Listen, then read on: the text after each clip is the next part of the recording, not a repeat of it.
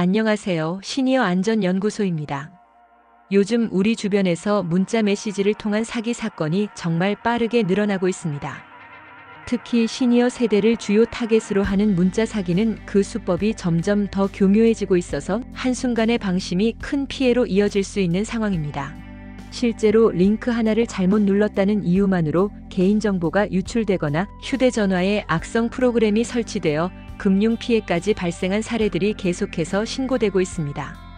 오늘 영상에서는 최근 실제 신고 데이터를 바탕으로 절대 눌러서는 안 되는 가장 위험한 문자 유형 5가지를 정리해서 알려드리겠습니다. 일상에서 누구나 한 번쯤 받아볼 수 있는, 하지만 매우 치명적일 수 있는 문자들입니다.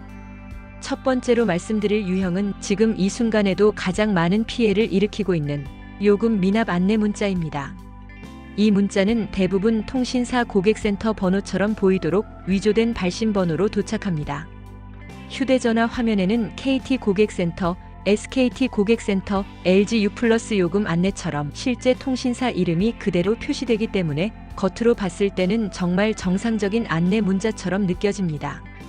문자 내용에는 보통 이런 문구들이 들어 있습니다. 요금 미납으로 인해 곧 서비스가 중지될 예정입니다. 결제가 정상 처리되지 않았습니다. 본인 인증 후 즉시 확인해 주세요. 통신 서비스 중지 방지를 위해 아래 링크에서 바로 확인 부탁드립니다. 여기서 특히 주의 깊게 봐야 할 단어들이 있습니다. 바로 즉시, 중지 예정, 본인 인증 필요, 긴급 확인 같은 표현들입니다. 이런 단어들은 사람이 침착하게 판단할 시간을 빼앗고 당황한 상태에서 서둘러 링크를 누르도록 유도하는 심리적 압박 장치입니다. 그런데 진짜 문제는 링크를 누른 직후에 시작됩니다. 대부분의 경우 링크를 누르면 휴대전화에 악성 앱을 설치하도록 유도하는 화면이 나타납니다. 이 앱은 보안 인증을 위한 추가 설치가 필요합니다. 라는 설명과 함께 전화, 문자, 카메라, 주소록, 저장 공간 등 거의 모든 권한을 요구합니다. 만약 사용자가 이 모든 권한을 허용하게 되면 휴대전화 안에 저장된 정보들이 범죄 조직에게 그대로 전달될 수 있습니다. 연락처, 문자 내역, 사진, 심지어 금융앱에 접속한 정보까지도 노출될 수 있는 상황이 되는 거죠. 더 심각한 건 이렇게 설치된 악성 앱이 금융앱의 화면을 위조해서 보여주거나 인증번호가 도착하면 자동으로 범죄자에게 전달하는 기능까지 갖추고 있다는 점입니다. 그래서 사용자 본인은 아무런 행동도 하지 않았는데 어느 순간 계좌에서 돈이 빠져나가는 일이 실제로 발생할 수 있습니다. 여기서 꼭 기억하셔야 할 중요한 사실 하나를 말씀드리겠습니다. 실제 통신사들은 문자 메시지를 통해 링크를 클릭하도록 요청하지 않습니다. 만약 정말로 요금 미납 같은 문제가 발생했다면 통신사는 공식 앱이나 고객센터를 통해 정상적인 절차로 안내를 진행합니다. 따라서 요금 미납이라는 내용의 문자가 왔을 때는 링크를 누르지 말고 바로 삭제하시는 것이 가장 안전한 방법입니다. 혹시 정말 걱정이 되신다면 직접 통신사 고객센터에 전화를 걸어서 확인하시는 게 좋습니다. 두 번째 유형은 최근 정말 빠르게 증가하고 있는 택배 주소 오류 관련 메시지입니다. 이 방식은 요즘 많은 분들이 온라인 쇼핑을 자주 이용하신다는 점을 악용한 수법입니다. 문자에는 보통 이런 내용이 담겨 있습니다. 고객님, 배송지 주소 오류로 인해 배송을 완료할 수 없습니다. 배송 지연이 발생했습니다. 정상 배송을 위해 정보를 수정해 주세요. 주소가 잘못 입력되어 반송 예정입니다. 아래 링크에서 즉시 수정 부탁드립니다. 이 문자의 특징은 실제로 택배를 기다리고 계신 분들이라면 내가 주문한 물건이 문제가 생긴 건가?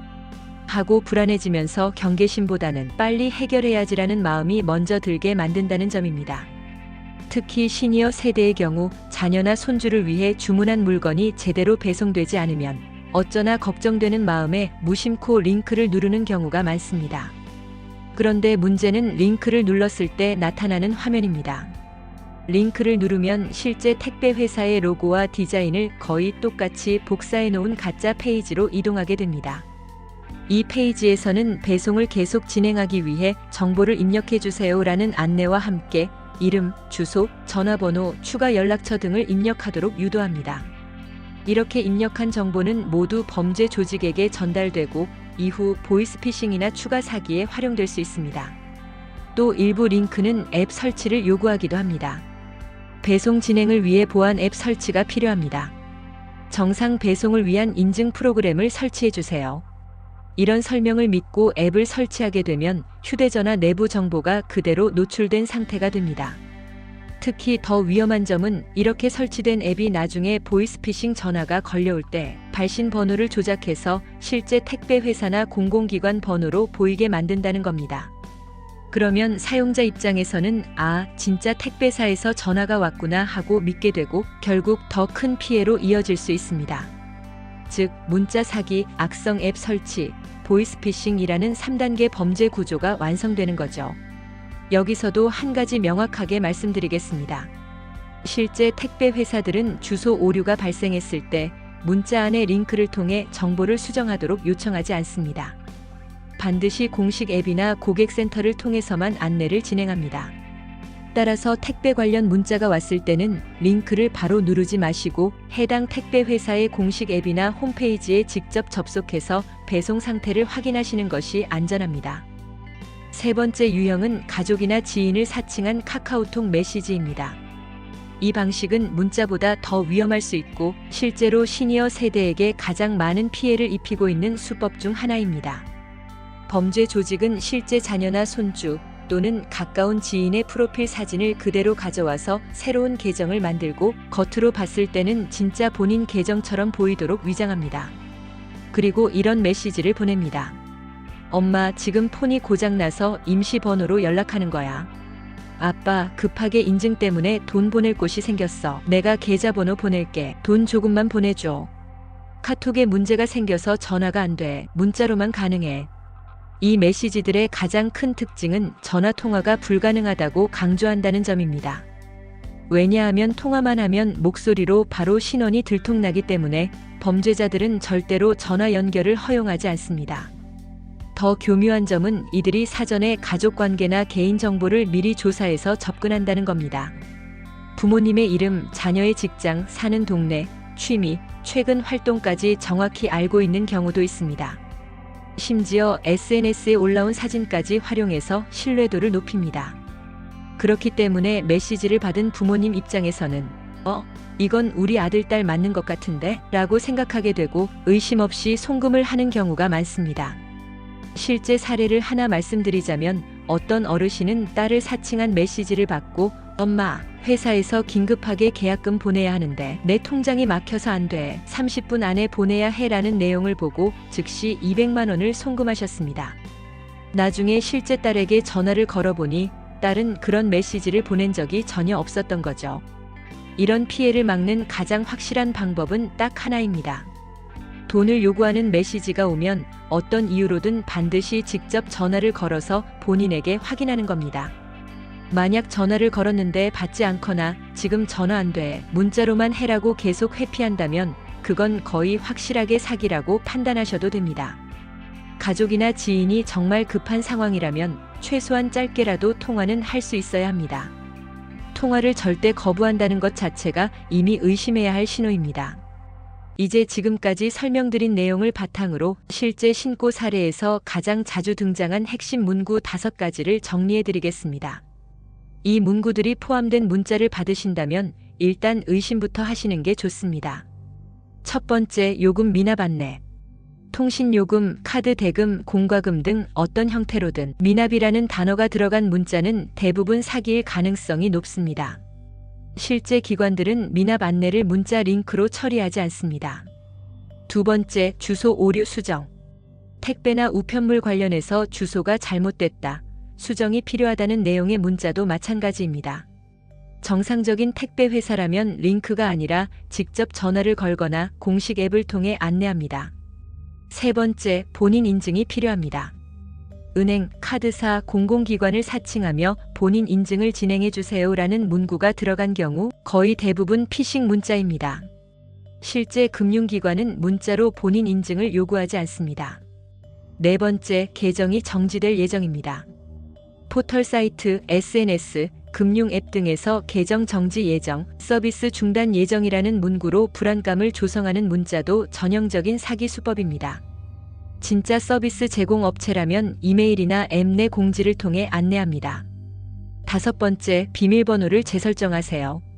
본인이 비밀번호 재설정을 요청하지 않았는데 갑자기 비밀번호를 바꾸세요. 보안을 위해 재설정이 필요합니다라는 문자가 온다면 이것도 의심해야 합니다.